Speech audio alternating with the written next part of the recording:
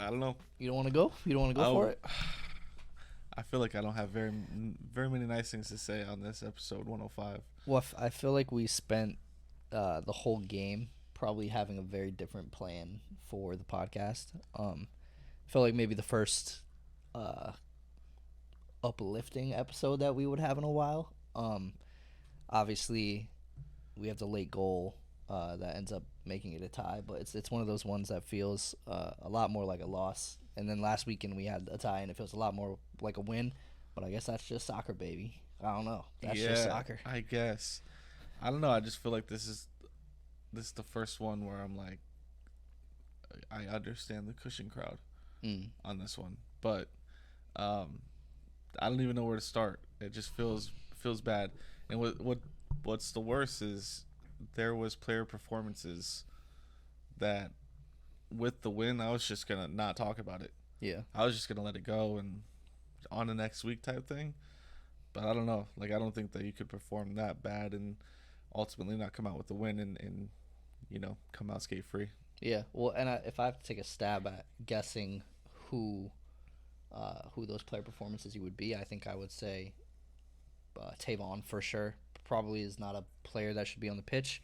Um, but I guess it's tough for the system that we want to play to not have him on the pitch because Alenich is obviously not a one for one center back, and neither is Turnbull to be a center back.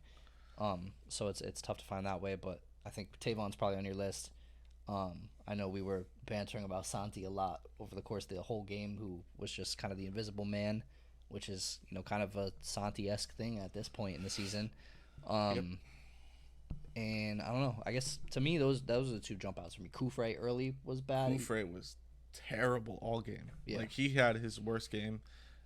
I would not have been mad at Cushing for bringing on O'Toole at halftime. Mhm. Genuinely, like attacks were going to die on the left side. He just was. He didn't have the effort today. His legs weren't there today. I don't know if it's an Argentinian thing, where like every 4 days your legs just get chopped off and you have to grow them back again. Yeah. But the dude didn't have any legs. He was tired.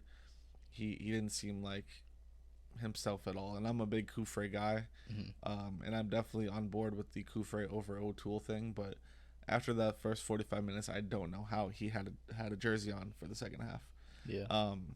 Tavon was like, he was kind of, I don't know, like he had peaks and valleys in the game because there was definitely moments where like he saved goals, but there was also moments where, again, attacks were going to him to die. He just looked scared. And folding under pressure. Yeah, like he looked under pressure in moments where there was no pressure on him. Yeah.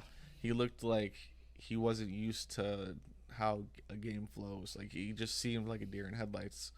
And you can't have that on this stage.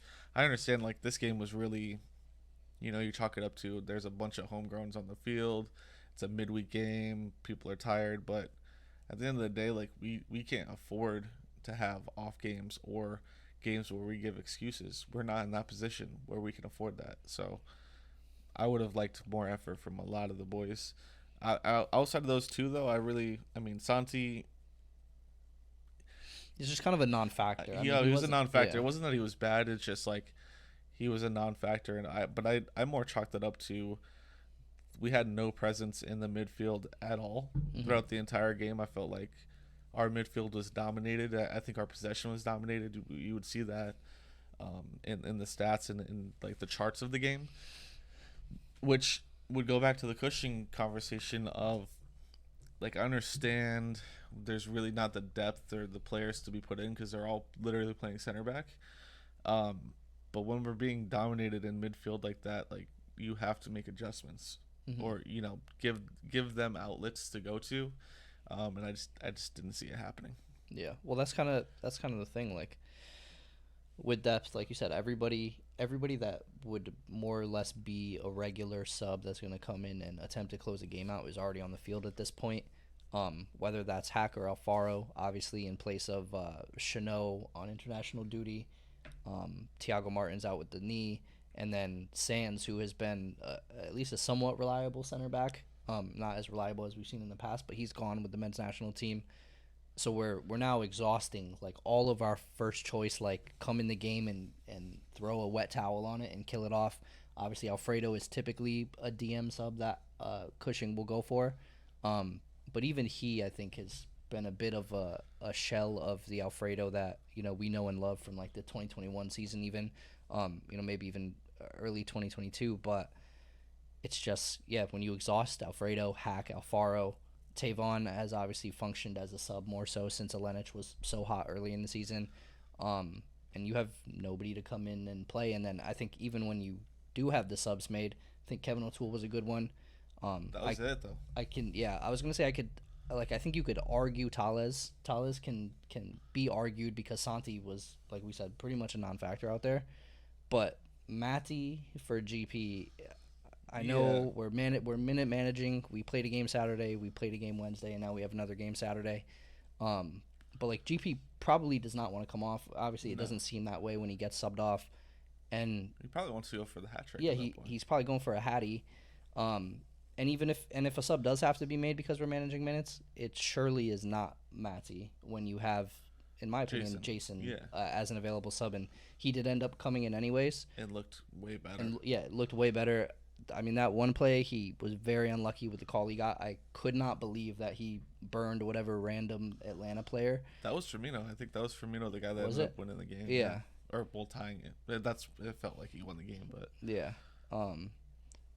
So, I don't know. Depth, you're right. Depth is a massive issue at this point. It's a massive issue. We used to be able to bring in like an Acevedo, as a DM who was like, Acevedo would start on our team every single game right now. But that's the problem with the front office. Let all those guys go. Yeah.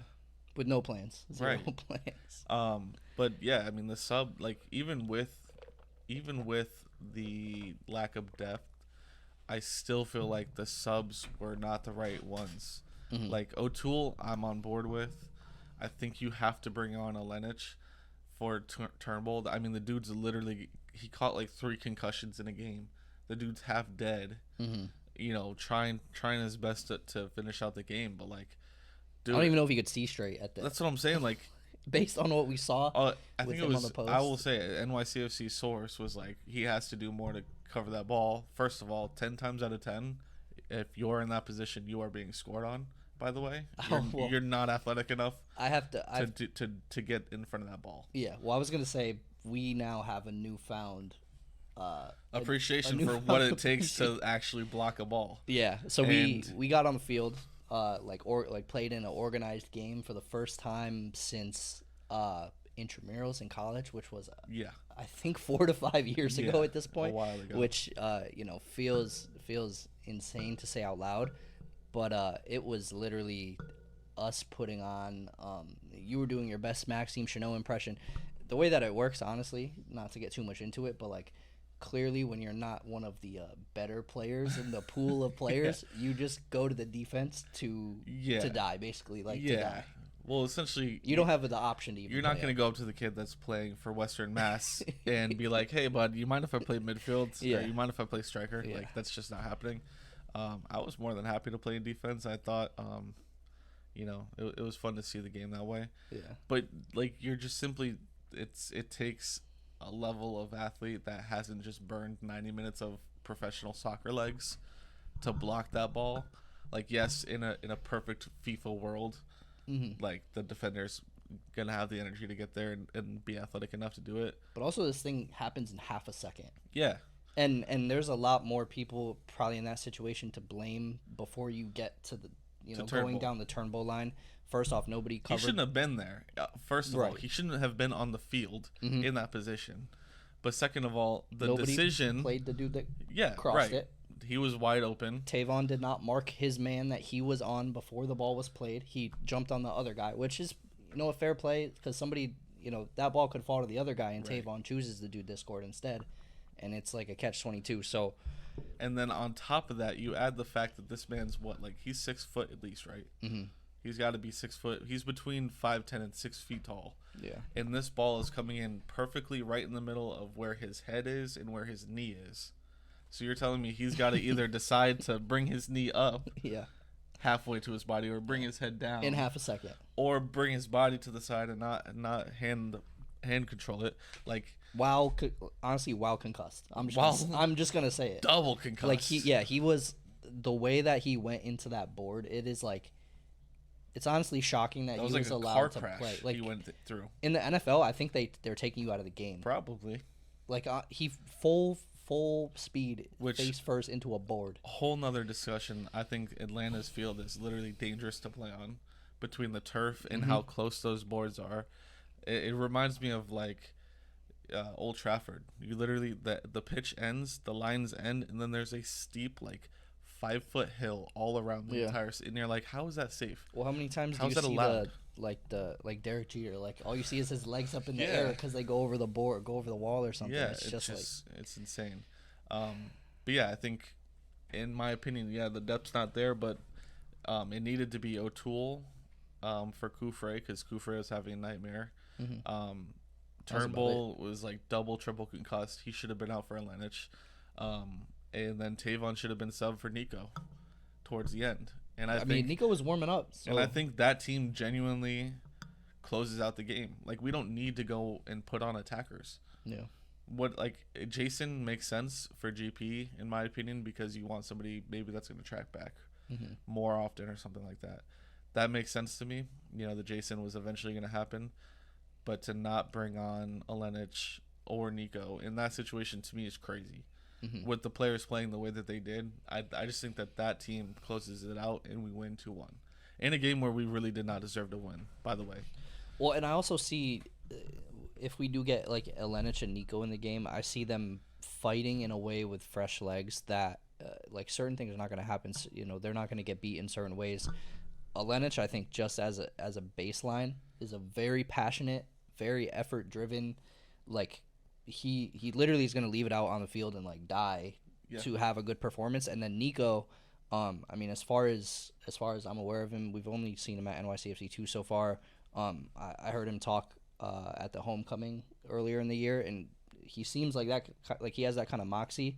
And obviously, if this is his first team appearance ever, like he's going to do the same thing. He's going to be willing to die on the field to show that he is a product that's worth training or building up in the future. So, I think you're right. Either of them probably close this thing out 100%, because, we obviously saw Tavon and Turnbull, double, triple concussed. Turnbull is not doing it. Even if you have to take Alfredo out and you put Hack in the midfield and you put Nico in the back. Like, Alfredo really did not need to be in that game either. No. There's just no options for him to swap out other than bringing on Nico and bringing Hack into the midfield. It just didn't look right. I just feel like those points for the first, I'm not going to say it for the first time, because I really don't. I hadn't thought about it really until this point, but that does feel like 2 points on Cushing's head to me, because the entire game just felt like we had the 1 minute at the start. We had the lucky, bad play by Atlanta to give us our second goal, and those were the 2 moments. That was it. Other than that, we pressed decently. I thought we put decent pressure on the ball, but we're also pressuring like freshly signed homegrown players. Like, these are not seasoned MLS vets. And also realistically, the second goal not only is a mistake by the defense, but it's a nightmare of a save from Guzan. So, like, did we really deserve to be there? I don't know. Well, I think because we see the comments coming out of the press conference, and I think Cushing said that he felt we did enough to win, and I think you've already said it. I don't think that's the case. We saw the whole. I don't know what the little graphs are. I believe it's like XG, or chances. I think it's created, momentum. Essentially, realistically, momentum and like possession type. And it was like Atlanta like blowing us out of the water. Like, we were pretty baseline, and then like you said, both of our goals more or less were completely against the run of play. Like, they were special opportunities where Keaton plays a great ball, and Gabby dummies his defender and buries it the way that he does with his left foot. And then just same thing on the second one. So I'd have to agree that with you that we definitely didn't do enough. Like, no, there's no way that if we played the way today that we played for the last 3 games, 100% we're leaving here with more than 2 goals and 3 points, because we've actually played better in the last 3 games than I think we have all season. Yeah, and just between the refs and just unlucky moments, we've found ourselves with all of the draws. Yeah. So that's where I've got it. That's where my head's at. But I think you said it earlier too. Like, there's a thing that I'm starting to worry about in that we're not doing our future selves any justice. I think a lot of us, especially me, I'm thinking, hey, we just got to get to July 5th. Even if it's all losses and ties on the way there, I can manage as a fan with that because I'm under the impression fully that the Calvary is coming July. I don't think so. But I think we're, if we do go full losses and ties all the way until July, and now we've lost Sands potentially for a month. We come back and we have the Leagues Cup, and I don't know if we go full losses and ties until July 5th, and then we have the Leagues Cup, and we're resuming play the beginning of August back in the MLS for the first time.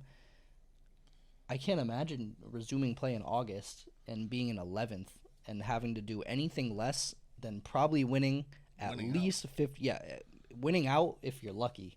Yeah. Like, to get in, especially when some of the teams that are below us are becoming monsters. And what I'm talking about is Inter Miami. Yeah. With Tata, Messi, Busquets, who knows what other, random Barcelona men he's going to pull out of retirement to come and play with him. They think like Isco maybe. I know Di Maria, they're talking about him maybe going to Benfica with Tati, which would be cool, but he's been rumored to Miami. And even beyond like these super teams that are getting created, all of the other teams in the league are also going to have a transfer window to work with. So like as we get good, they're going to get good too. They're also, their business is pretty much done already. Yeah. And we have nothing solid other than somebody saying, just wait, it'll happen. Some Eastern European, kid's going to come. When? Well, bro, when? That's the thing. That's the only thing that's a saving grace for me is we've always been the club, and CFG has always been the team where like rumors are not a thing that typically happen, especially for NYCFC. But at this point, at this point when the fans are this upset, and every single game, all these loser, no-name commentators on Apple TV are sitting there like, well, just wait until this team gets a 9. They're going to be getting their 9 in the summer. They're blah blah blah every time, and we never hear anything. Wouldn't you as a club want to announce that as soon as throw us a bone? As soon as he like literally he's not even a little dot of ink hits that page, you're announcing it. You're throwing that on Twitter. Yeah. Just to ease the fans a little bit, just to give us a bone. Right, because other teams, like you said, other teams are fully announced. Announced, exactly who's coming, their deals.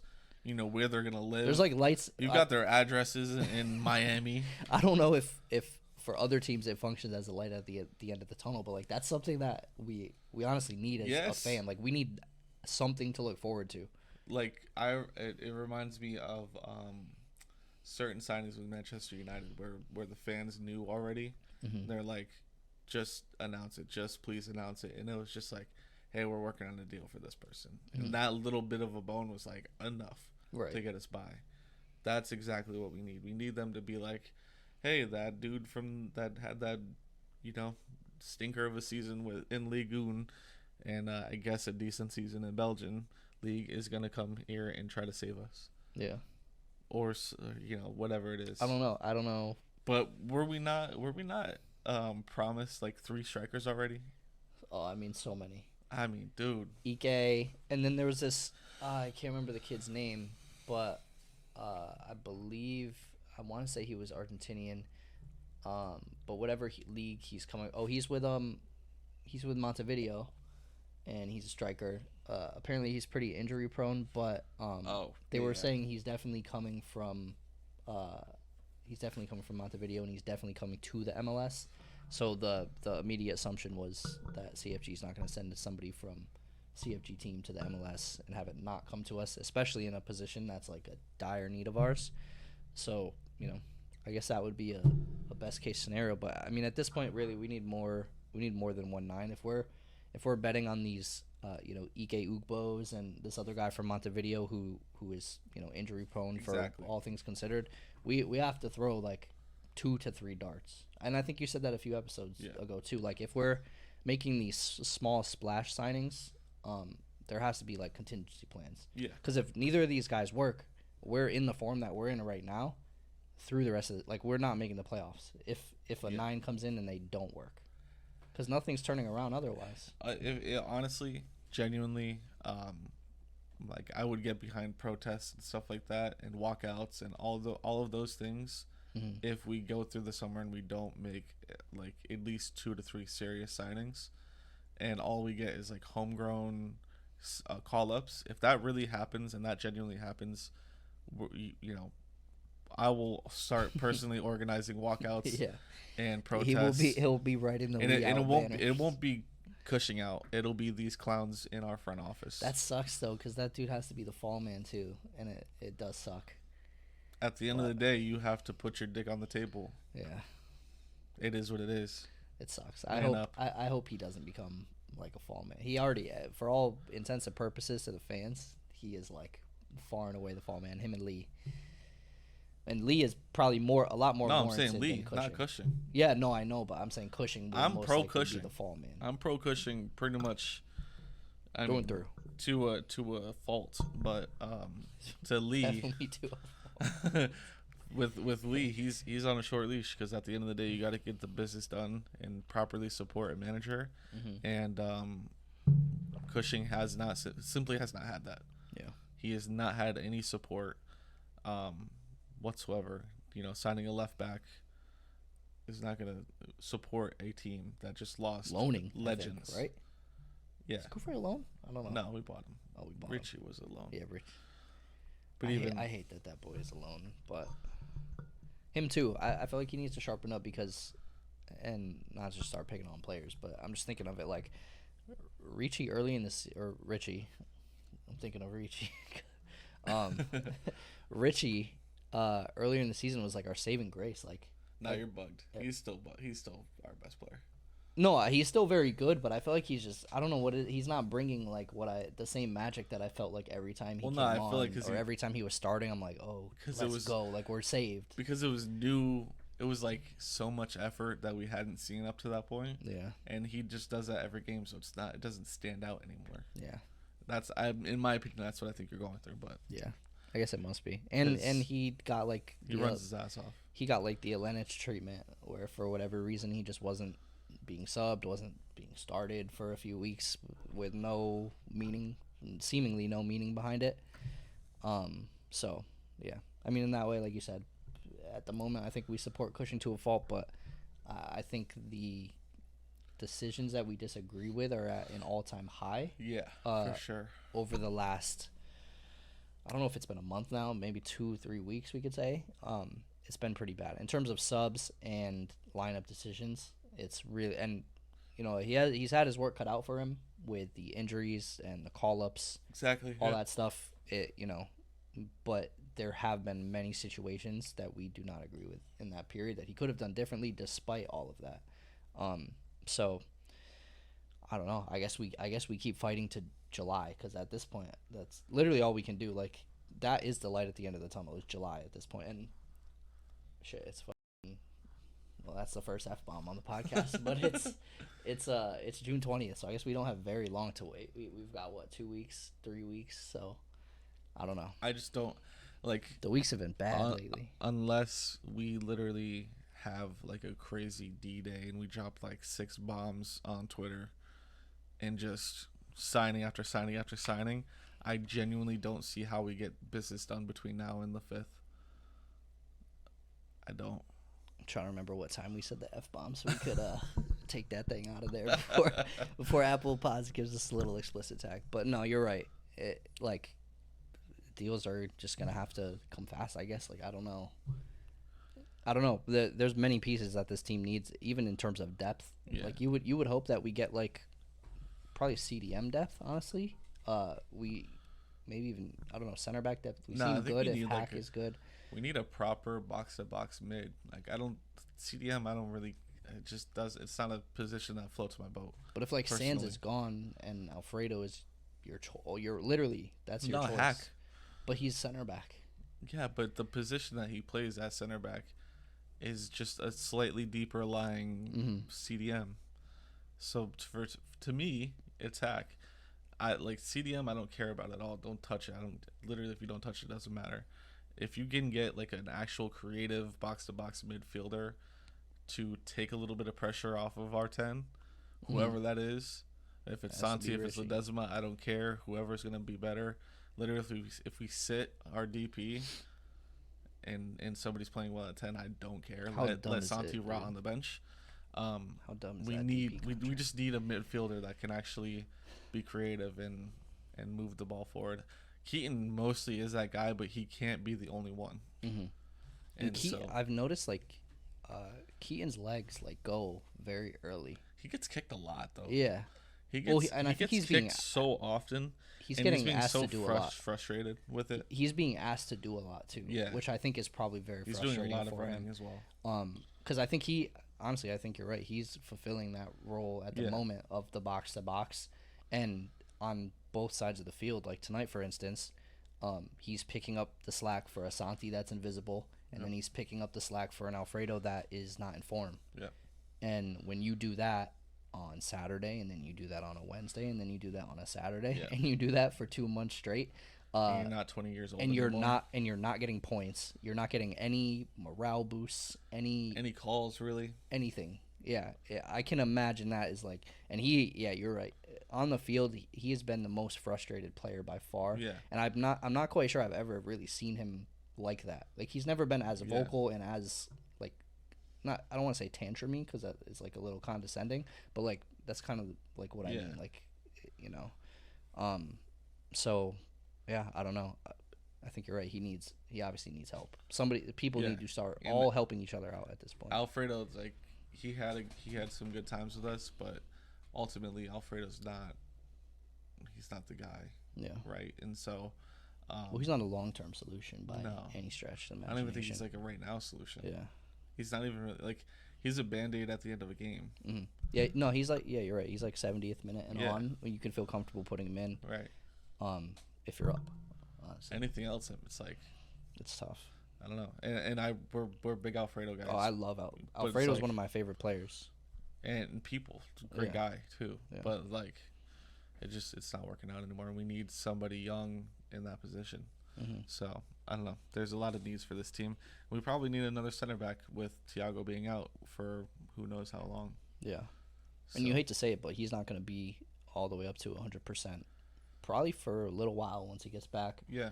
And you know, Chanot's going to be having to pick up the slack. You know, although Hack and Alfaro have been lights out, honestly. Considering Alfaro's been like shockingly good, and that's lights out in considering to what a lot of people would expect from them, including us, especially if it comes to like an Alfaro. The expectations have been far exceeded. So at least Chanot will have help that way.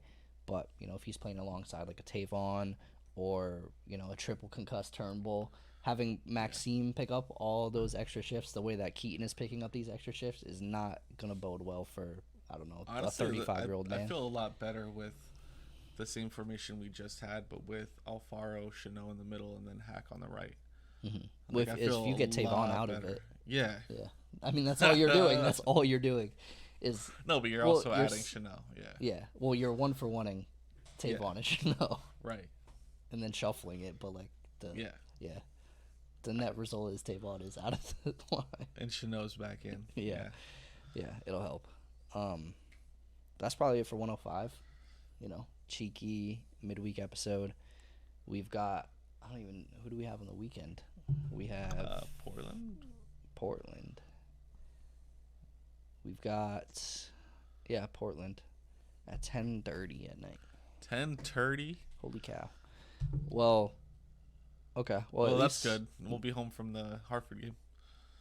Oh, I forgot about that. Yeah. That's prime. That's nice. That's peak. That's nice of them. That's peak. That's a lot of football for a day. That is a lot. If we stay up until honestly for that one, like if you were to catch the spaces, we're gonna be off the tail end of a boozed up Hartford game. So who knows? Yeah. Who knows what'll happen? We'll see how it goes. But yeah, I guess hear from us after that one. It doesn't look like there's a midweek after that one, so you'll probably get the regular Monday, Tuesday episode, whatever it is, recapping that game, and then looks like we got Montreal away, then we got Charlotte at home on the on the midweek. So back to midweek games. So probably a few extra episodes and a few extra games for the boys. I'm not sure if that's gonna bode well. That looks like that actually is July 5th. So I've been told, at least eligibility's sake, like if you sign a player in this window, they cannot play until the day of July 5th. So I don't know. Maybe if we wake up one day and we're blessed, we have a new player playing at home against Charlotte. That'd be cool. But have to see, I guess. I think pray every night. Our only signing is going to be homegrowns, and we're going to have protests. We're not going to go to the Charlotte game if that happens. No, straight up. If we don't make like legit signings, we're not in the playoffs. So that's what we look forward to, I guess. Yeah. Wrap it up on a high note, right? That's 105. Follow us on Twitter, Post90Pod. At Post90Pod, Twitter, Instagram, TikTok, YouTube has ads now. And we'll catch you guys in 106. Peace.